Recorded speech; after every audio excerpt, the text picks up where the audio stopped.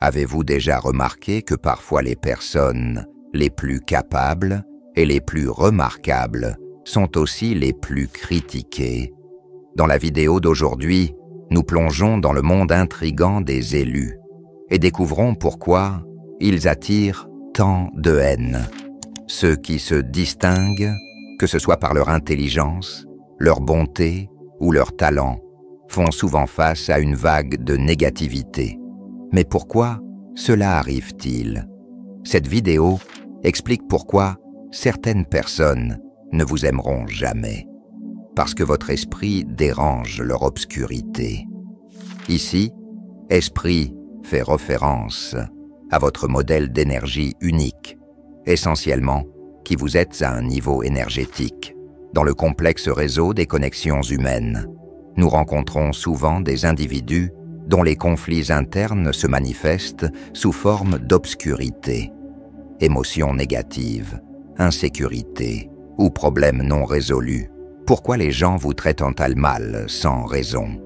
Ils ne vont pas vous aimer, ils ne voudront pas vous avoir près d'eux ou vous faire sentir bien avec vous-même, parce que votre lumière irrite leur obscurité. Vous êtes simplement vous-même, sans déranger personne. Vous êtes gentil avec tout le monde, vous respectez tout le monde, mais certains vous haïront et vous traiteront mal. Peu importe ce que vous faites, dites ou donnez. Ils ne vous aimeront ni ne vous respecteront jamais vraiment. Ce n'est pas à propos de vous, c'est à propos d'eux. La première raison d'attirer la haine est de reconnaître votre potentiel intérieur. Lorsqu'une personne reconnaît son potentiel intérieur, elle commence à vibrer à une fréquence plus élevée et à manifester ses véritables capacités, ce qui peut causer un malaise chez ceux qui ne se sont pas encore trouvés ou qui sont incertains de leur propre chemin. Cette reconnaissance spirituelle est souvent perçue comme une menace par ceux qui se sentent stagnants ou menacés par le changement. Dans le contexte spirituel, l'éveil du potentiel intérieur est perçu comme une connexion plus profonde avec le divin ou avec l'essence la plus pure de l'être. Cela implique le développement de compétences innées, une intuition accrue et une compréhension plus profonde du but de la vie de quelqu'un. Ces éléments peuvent distinguer les élus.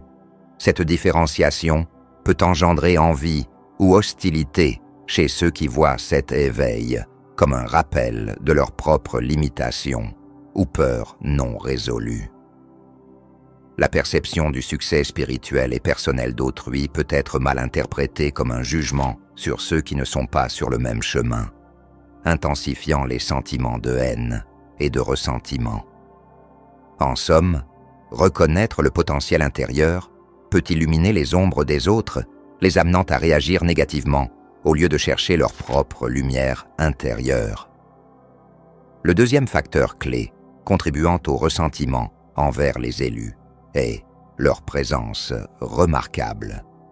Les élus possèdent souvent une présence qui transcende le conventionnel et marque les personnes autour d'eux. Cette présence peut être une aura de paix, une confiance sereine, ou simplement une énergie qui semble éclairer les environnements.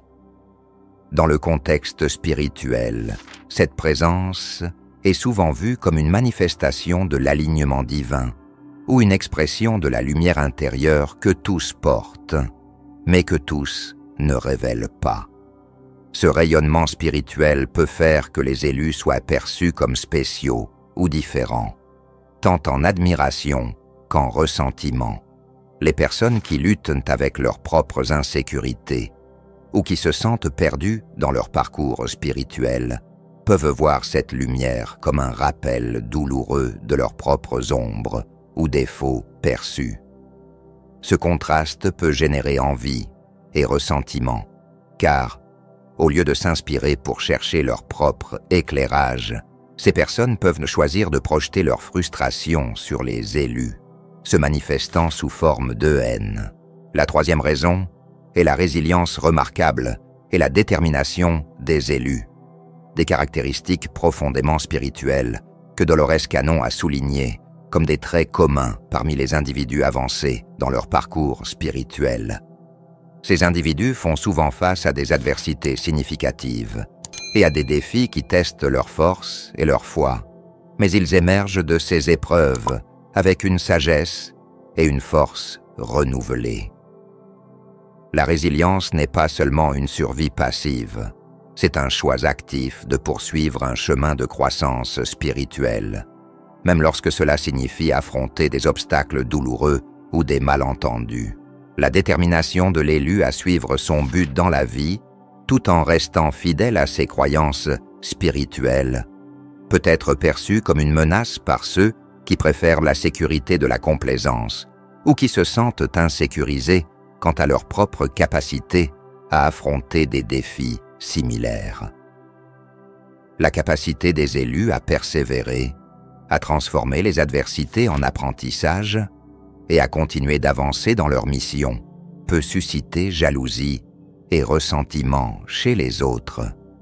Ces réactions négatives reflètent souvent le malaise que certaines personnes ressentent en voyant quelqu'un embrasser des défis avec courage et foi, leur rappelant leur propre lutte non résolue ou leur réticence à changer. Le quatrième facteur est un reflet des conflits internes des autres. Les élus agissent souvent comme des miroirs involontaires pour ceux qui les entourent, reflétant les conflits internes et les insécurités des autres. Cette capacité de réflexion n'est pas un choix conscient, mais une conséquence naturelle de leur authenticité et de leur transparence spirituelle. En vivant leur vérité et en suivant fidèlement leur chemin spirituel, les élus peuvent involontairement mettre en lumière les domaines où d'autres personnes ressentent des manques ou des échecs dans le contexte spirituel. On croit que chaque personne porte en elle une lumière intérieure capable d'illuminer les ombres, non seulement les leurs, mais aussi celles des autres. Lorsque les élus illuminent ces ombres, ils peuvent involontairement causer du malaise ou de la peur chez des personnes qui ne sont pas encore prêtes à affronter ou à reconnaître leurs propres dilemmes internes. Cela peut conduire à des sentiments de ressentiment ou même de haine, car il est plus facile d'hostiliser le reflet dans le miroir que de faire face à la vérité qu'il reflète. De plus, les élus maintiennent souvent une intégrité et un engagement envers la croissance personnelle et spirituelle, qui peuvent en être difficiles pour d'autres qui vivent de manière plus superficielle ou moins examinée. Cette différence dans les niveaux de conscience et d'auto-examen peut créer un gouffre perçu entre les élus et ceux qui les entourent, intensifiant les sentiments d'inadéquation ou de ressentiment chez ceux qui se sentent jugés ou diminués par la simple présence des élus.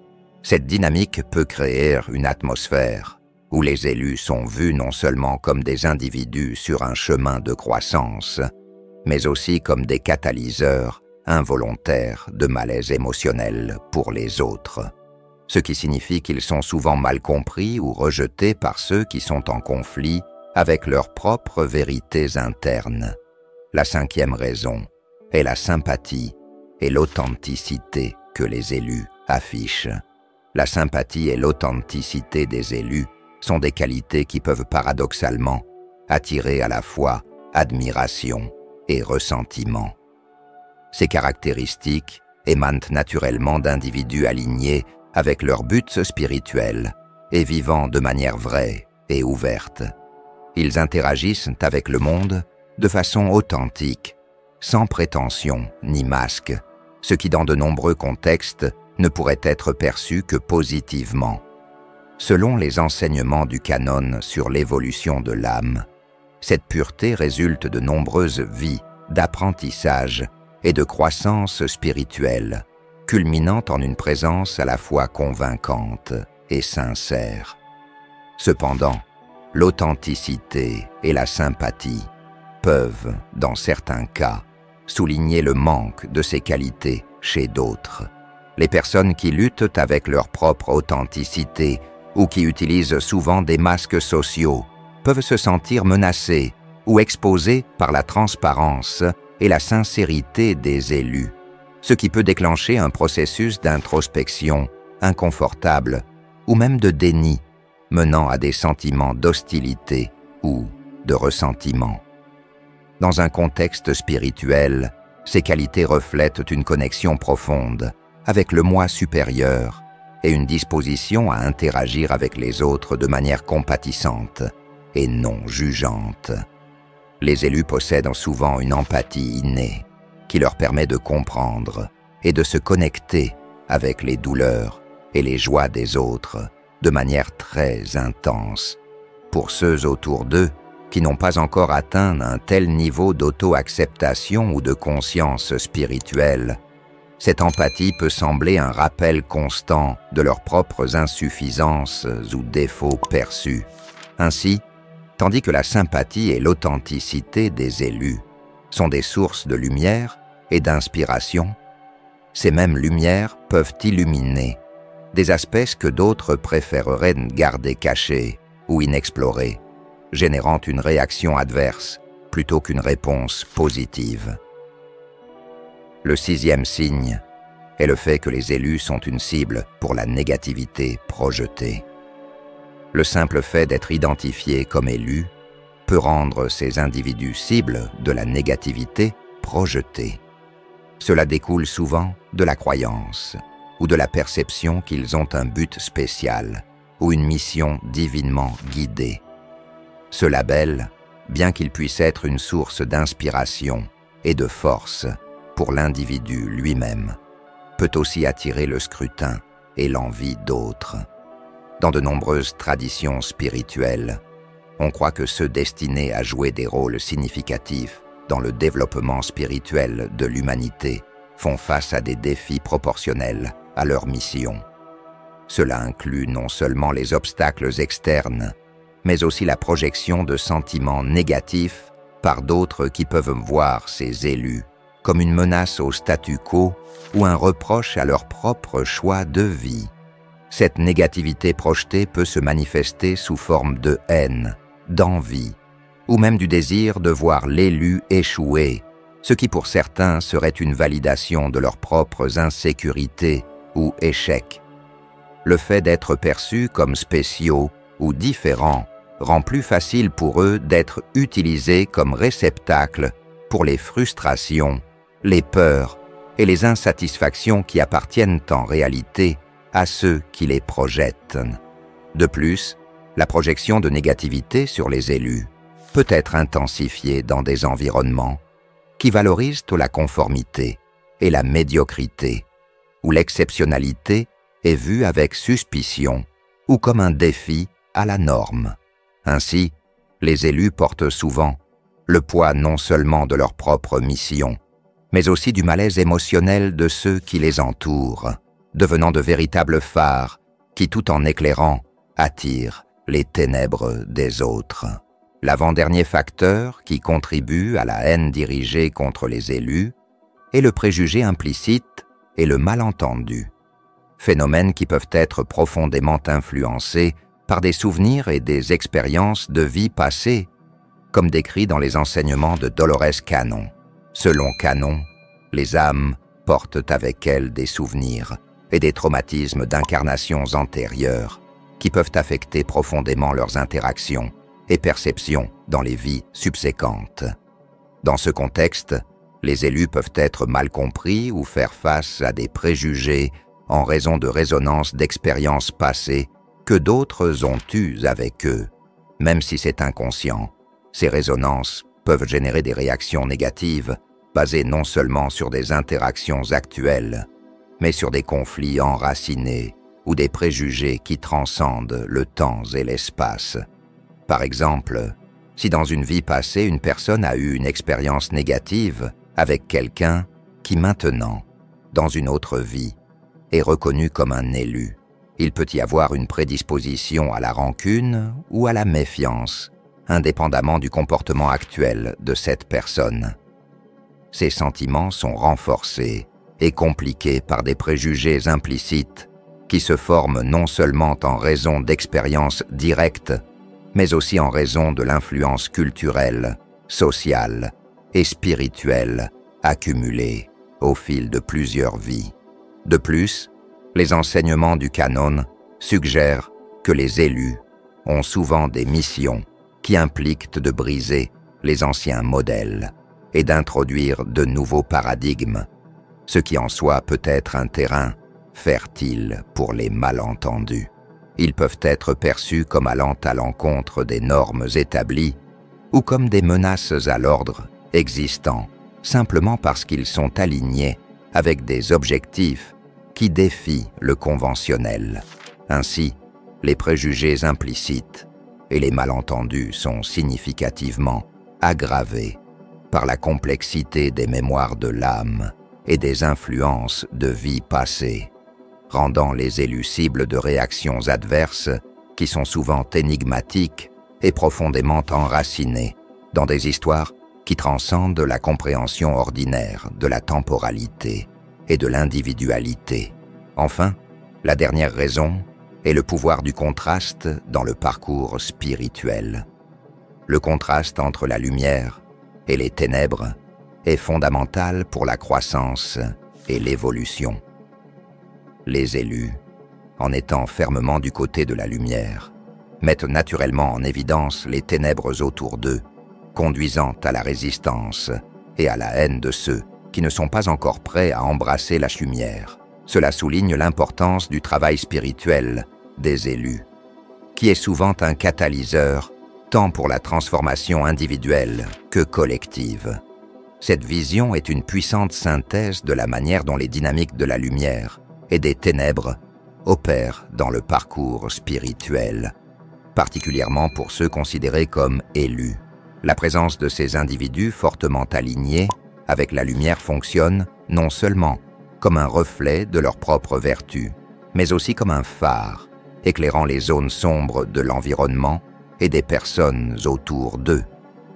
La résistance et la haine auxquelles les élus sont confrontés peuvent être comprises comme une réaction naturelle de ceux qui sont enracinés dans des schémas d'obscurité, que ce soit par peur, ignorance ou attachement aux anciennes façons d'être. La lumière apportée par les élus défie ces schémas, provoquant une réaction instinctive de défense qui se manifeste souvent par de l'antagonisme ou du rejet.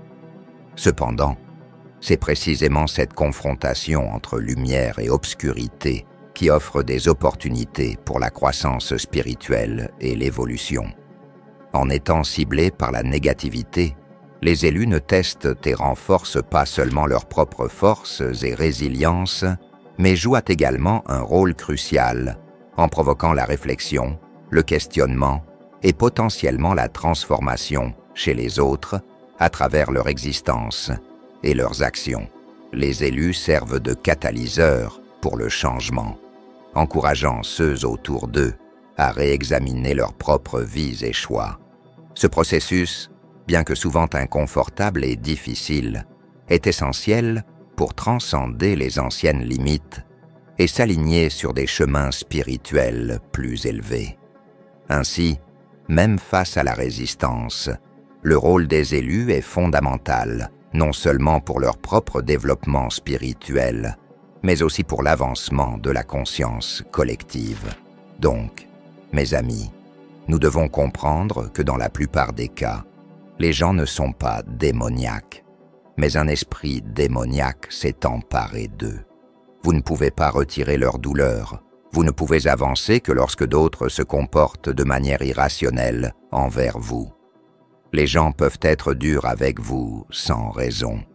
Ils mentent à votre sujet. Ils sont impolis avec vous sans raison. Ils voient la lumière en vous et se sentent intimidés par votre brillance parce qu'ils ne la possèdent pas. Quand les gens voient la lumière en vous, cela les force à se refléter sur eux-mêmes et à affronter leur douleur. Vous avez de la grandeur en vous et vous devez savoir que cela réveillera les ennemis autour de vous. La phrase « Votre esprit irrite les ténèbres » signifie que votre forte présence spirituelle positive peut perturber ou interrompre des influences négatives ou des luttes internes. Cela peut impliquer que votre énergie positive et votre résilience peuvent perturber ou défier des forces négatives ou des problèmes personnels avec lesquels d'autres personnes peuvent être confrontées. Certaines personnes ne vous aimeront jamais parce que votre esprit irrite leurs ténèbres. Ce n'est pas vous. Vous n'êtes pas brisé. C'est votre éclat qui met en évidence leurs fractures. Ils se sentent inférieurs en votre présence, et pourtant, ils ne vous aimeront pas. Vous pourriez trouver un remède contre le cancer, résoudre la faim dans le monde et apporter la paix mondiale, et certaines personnes ne vous aimeront toujours pas. Tout le monde a des démons intérieurs avec lesquels ils n'ont jamais traité. Dans la plupart des cas, ce n'est pas vous le problème, ce sont les esprits intérieurs dont ils ne sont pas pleinement conscients. Dans une société saine, vos relations vous maintiennent conscient quand vos démons prennent le dessus. Vous pouvez voir ces esprits négatifs tous les jours. Jalousie, peur, intimidation, commérage, haine, manque d'automotivation, faible estime de soi, insécurité, narcissisme. Ignorez les détracteurs, ils ne comprennent pas votre but ou votre grandeur. C'est presque comme s'ils avaient peur de changer, pour le mieux en présence de quelqu'un dans une meilleure situation. Vous ne pouvez pas les guérir directement, ils doivent faire le travail et guérir leur ombre. Soyez attentifs aux nouvelles personnes qui entrent dans votre vie. Seulement quelques-unes ont de bonnes intentions quant à pourquoi elles veulent être votre amie ou commencer une relation avec vous. Certaines personnes sont envoyées dans nos vies pour nous aider et d'autres sont envoyées pour nous détruire. Le discernement est crucial ici. Si vous êtes encore ici, vous faites partie du cercle fidèle des chercheurs de sagesse. Avec votre soutien, je peux continuer à produire des vidéos et partager des connaissances éclairantes. N'oubliez pas de vous abonner à la chaîne, de liker et de commenter si cette vidéo a résonné avec vous. Merci de faire partie de cette communauté. Je vous souhaite une vie pleine d'abondance, que vous receviez des bénédictions généreuses aujourd'hui.